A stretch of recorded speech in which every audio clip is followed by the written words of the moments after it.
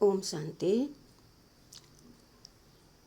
आज हम चर्चा कर रहे हैं योग में मन क्यों नहीं लगता।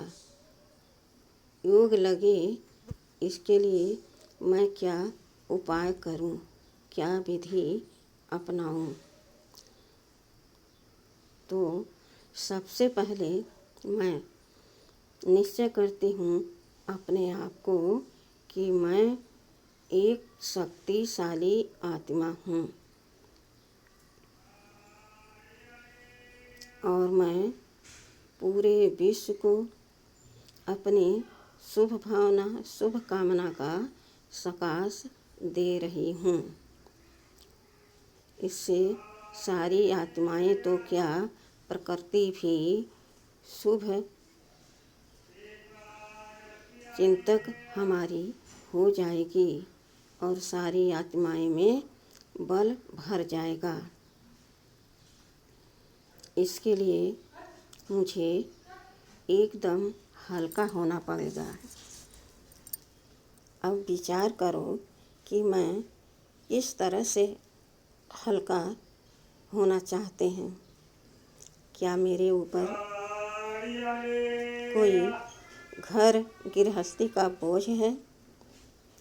क्या हमें किसी व्यक्ति से डर है जिसका हमें हर समय बोझ लगा रहता है, परेशान रहते हैं, मन अशांत रहता है?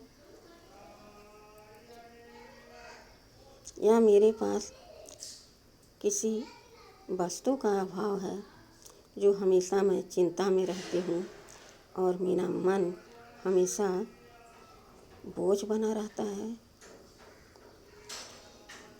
चेक करें।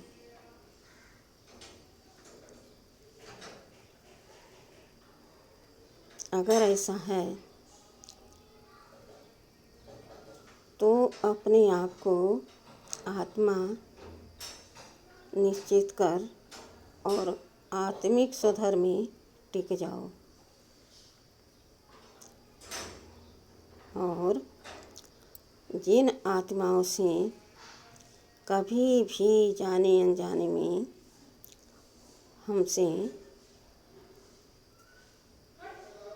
गलत शब्द बोल दिए हों हम, या उन्होंने गलत शब्द बोल दिया जिसके कारण से हमारी बातचीत बंद हो गई, लेकिन मन हमेशा बोझिल रहता है, भारी रहता है। सूक्ष्म रीति से हमेशा मन चिंता में रहता है। ऐसा हुआ, वैसा हुआ, मैंने गलत नहीं किया, उन्होंने गलत किया, या वो कह रहे हैं कि मैंने गलत नहीं किया, उन्होंने गलत किया। तो आप उन सभी आत्माओं को अपने पास अपने सूक्ष्म आवाहन से आवाहन करो, यानी मन को कहो कि जाकर उन आत्माओं को यह संदेश दो कि तहे दिल से, प्रेम से आप सबको वो आत्मा बुला रही है। और फिर बाबा को अपने सामने लाओ और बाबा को बीच में रख करके बोलो, बाबा मैं इन सभी आत्माओं को हृदय से, दिल से माफ़ करती हूँ। ऐसा नहीं कि किसी ने दबाव डाला और हम ऊपर से कह दिए हाँ चलो माफ़ कर दिया। नहीं, जब तक दिल नहीं साफ़ होगा, हृदय नहीं साफ़ होगा, मन नहीं साफ़ होगा, तब तक बुद्धि आपकी विशाल बुद्धि नहीं बन पाएगी, सही निर्णय नहीं ले पाएगी। इसलिए सच्चे मन से उन सबको माफ़ कर दो और वो सब से भी कहो कि वो सब आपको भी माफ़ कर दें। फिर आप अपने असली स्वरूप में आकर ये निर्णय लो कि मैं अब केवल केवल केवल फरिश्ता हूँ। और फरिश्ता का काम क्या होता है? आया, काम किया और चला गया। किसी ने देखा तो किसी ने देखा भी नहीं। फिर क्या कहें? अरे भाई, कब आए, कब काम किए और चले भी गए, हमें पता भी नहीं लगा। तो फरिश्ते की यही निशानी है, यही खूबी है। बाबा ने कहा, बच्चे अब तुम्हें झरमुई झगमुई में समय वेस्ट नहीं करना है। देखो, समय बहुत थोड़ा है और काम बहुत सारे हैं। आपने पूरे विश्व में अगर संदेश दे दिया तो कोई बात बड़ी नहीं है। जब तक आप रोज़ रोज़ हर आत्माओं को यह शुभ संकल्प, शुभ भावना का सकाश नहीं दोगे तो उनके मन में यह भाव भी नहीं जागेगा कि मैं मुरली सुनूं, योग लगाऊं। आखिर ये होता क्या है, इससे मिलता क्या है? क्योंकि वो तो नहीं जाने पहचाने हैं। और जब तक पूरा विश्व नहीं साथ देगा, काम नहीं करेगा, तो राजधानी कैसे स्थापन होगी? इसलिए तुम्हें ये बीड़ा उठाना है तो इसका अंत भी करना है। सोचो, अंत का समय जब आएगा तो त्राही त्राही हाय हाय मच जाएगा। कहाँ पर? पूरे दुनिया में। लेकिन तुम आत्माओं को हर्ष होगा, अंदर अंदर खुशी होगी। वाह, कितना श्रेष्ठ मेरा भाग्य है। मेरे लिए भगवान स्वयं इस धरती पर आकर स्वर्ग रच दिया। अब मैं इस सुख की राजधानी में सुख शांति से राज करूँगा। जब आप राजा रानी हो, अभी से तुम्हें पता है, तो अपनी प्रजा की ख्याल तो करनी चाहिए ना।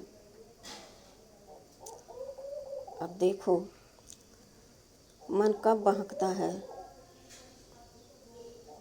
जब मेरा मन काका चाचा मामा में, पोतरे धोतरे में, धन दौलत में भटकता रहता है, तब हम एकाग्र हो करके प्रभु का न चिंतन कर पाते और न प्रभु के डायरेक्शन को हम अमल में ले आ पाते और न हम कर्म में उतार पाते।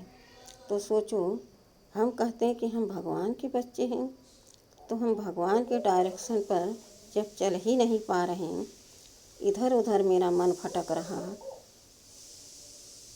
तो फिर कैसे भगवान के बच्चे बनेंगे हम?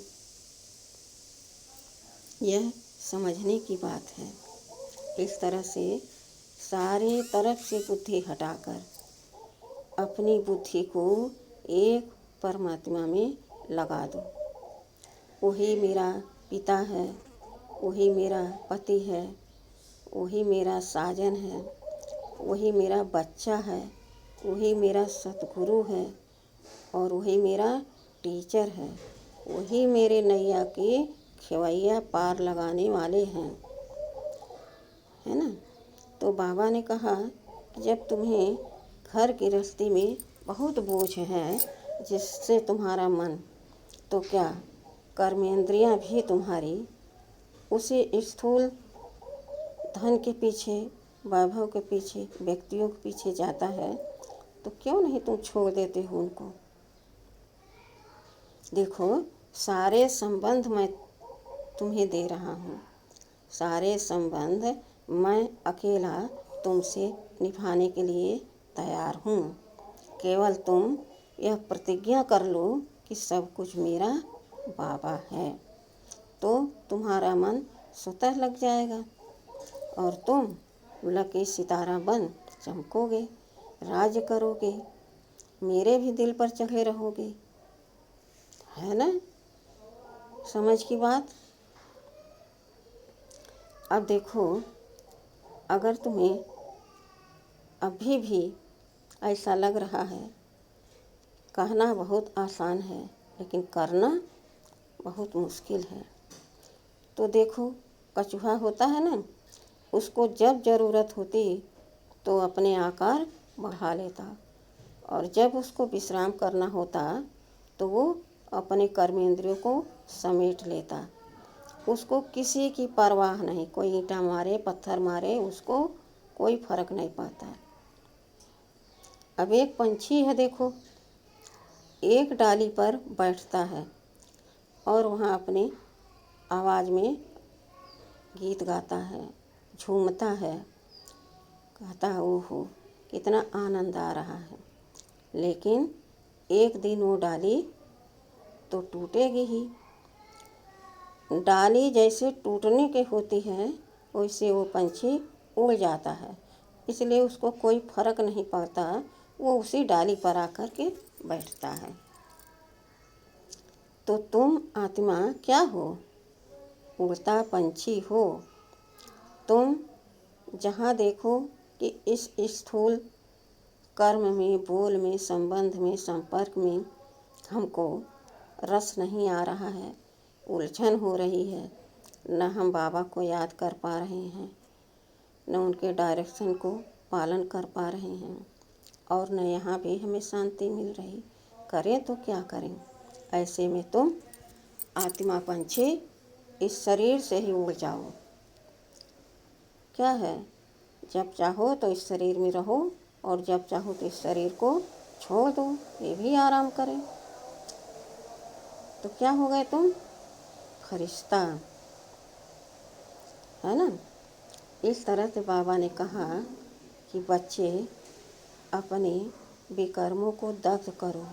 यही एक उपाय है, यही एक विधि है कि तुम इन सब से मोह तोड़ दो। देखो, भगवान ने कहा ना अर्जुन से, अर्जुन ने कहा अरे प्रभु मुझसे ये कैसे होगा कि मैं अपनों को ही अपने इन हाथों से मार दूं। तो क्या कहा पता है? अरे ये सब तो मरे पड़े हैं, इनकी तुम फिक्र मत करो। यहाँ जो भी है दिख रहा है वो सब समझो मरे पड़े हैं। एक न एक दिन इस शरीर से सबको निकलना है। इनकी चिंता क्यों करते हो तुम भी सोचो। अब सोचो, किसी से तुम्हें बहुत लगाव है, बहुत मोह है, बहुत प्यार करते हो, लेकिन क्या जानते हो कि वो हमेशा मेरे साथ रहेगा? नहीं ना। तो फिर क्यों रोते हो, क्यों उनसे मोह रखते हो? जब मोह रखते हो तो रोते हो, और जब रोते हो तो बहुत तुम्हें दर्द होता है, निराश होते हो, बेसहारा हो जाते हो। तब एक सहारा वो है जो तुम्हारा हाथ साथ कभी नहीं छोड़ेगा और कभी भी तुम्हारी खुशी शांति कम नहीं होने देगा। तो कितना प्यारा, कितना मीठा हमारा बाबा है। बाबा ने कहा बच्चे तुम बहुत बहुत भाग्यशाली हो जो तुमने मुझे पहचान लिया, इसीलिए मैं तुम्हें रोज़ रोज़ डायरेक्शन देता हूँ। बच्चे मुरली रोज़ सुनो, योग रोज़ करो, पवित्र बनो, योगी बनो, पावन बनो। ये सब टाइटल तुम्हारे एक के ही हैं कि मैं आत्मा हूँ, और आत्मा ही पावन है, पवित्र है, शक्तिशाली है, शांति में रहती है, आनंद का अनुभव करती है और दूसरों को भी कराती है। मेरे मीठे प्यारे बाबा ने इस तरह से हमको रोज़ रोज़ समझाने का प्रण कर लिया और हर रोज़ हमें मुरली सुनाते हैं। कितने लकी हैं हम। सोचो, हम आत्माएं भारत में हैं। विदेशी लोगों को कितनी रुचि होती है इस ज्ञान को सुनने का, इसमें उनको धन वैभव दान करने का, है ना। कितने दूर से वो लोग एरोप्लेन से आते हैं और हम तो यहीं भारत में हैं। जब चाहें तब अपने घर मधुबन पहुंच जाएं और वहाँ अपना मनोरंजन करके बाबा से मिल के यहाँ भी चले आएँ। तो है ना आराम का रास्ता।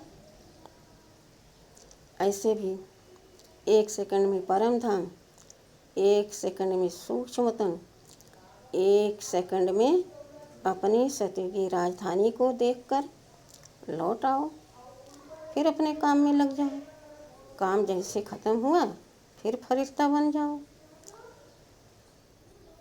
फरिश्ता बन के पूरे विश्व को सकाश देते रहो, है ना। कितनी अच्छी मीठी बात है। मीठे प्यारे बाबा ने इस तरह से हमको इस सृष्टि के राज को समझाया, अपना परिचय दिया, हमारा परिचय दिया, परम धाम का परिचय दिया और हमारे कर्मों को सुधारने के लिए हर रोज़ बाबा यही डायरेक्शन देते हैं, बच्चे मुझे याद करो।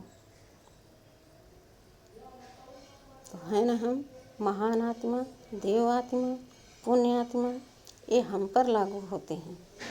हमारा ब्राह्मण जीवन ही श्रेष्ठ जीवन है। बाकी जो ब्राह्मण हैं वो केवल नाम के हैं और हम कर्म के हैं। सारी दुनिया इस बात को नहीं न समझती न मानती। सब कहते हैं अरे ये सब तो ढकोसला है, पता नहीं क्या कहते हैं, मेरे समझ में नहीं आता है। बाबा कहते बच्चे तुम टेंशन न लो, तुम्हारा काम है सबको संदेश देना, सबको रोज़ मुरली सुनाना, योग कराना और समझाना। बाकी जब अंत का समय आएगा तो सबको दिखाई पड़ेगा और सब समझेंगे मैंने गफलत किया, बाबा का भगवान का अनादर किया, अब मैं क्या करूं, अब तो कुछ हो नहीं सकता। तो हाय हाय करेंगे अंत में।